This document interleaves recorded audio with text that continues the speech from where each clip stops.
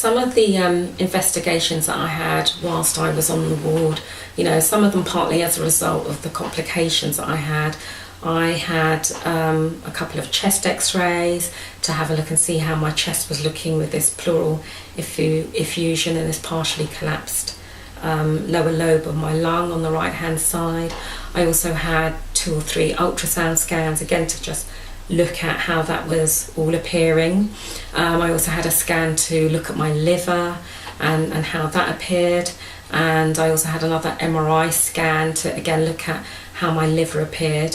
What the doctors had said to me that a lot of my liver function tests, my blood results, had come down and were back to normal, but there were a few that were still a bit high, and they needed to understand the functioning of the liver and how that all looked. So I had an MRI scan of my liver as a result, and I also had what's called a transjugular liver biopsy.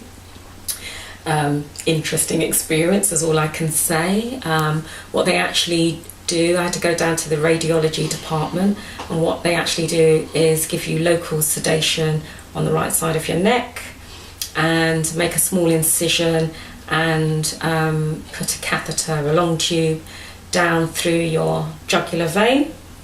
They look at it on a monitor on a screen, and they pass it down through your aorta, which is one of the very main veins that goes through the centre of your system, into the liver, and they take biopsies, and biopsies are, you know, small bites of tissue from your liver. So they took all of those samples and they sent that off to the labs to be looked at and see how the tissue of the liver looked and whether everything looked okay, and you know, it did all look okay. But that was quite an experience. Not at all painful, but you know, an experience.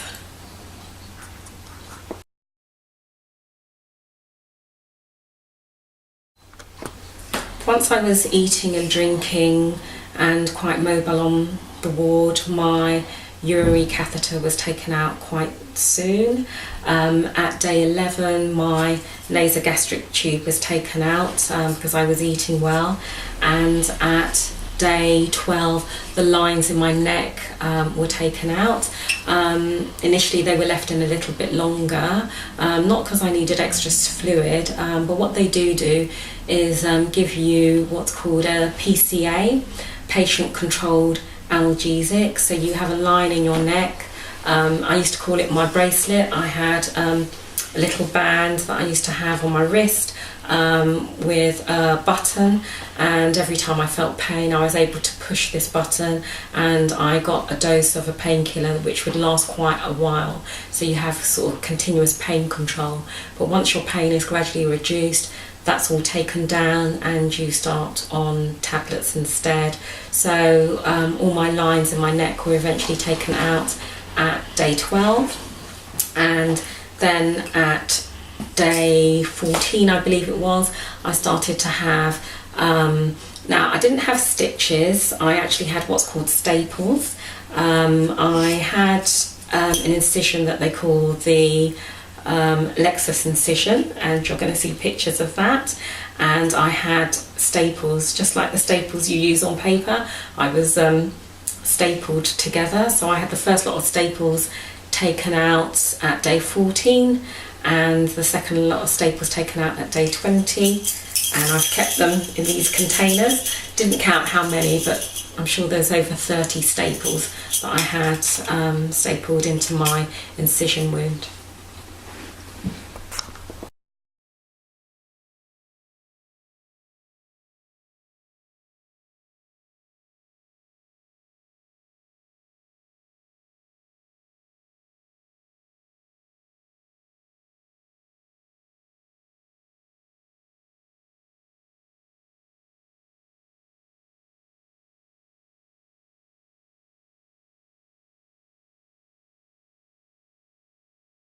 Right, this is now day 22 and it's the day that I am leaving hospital.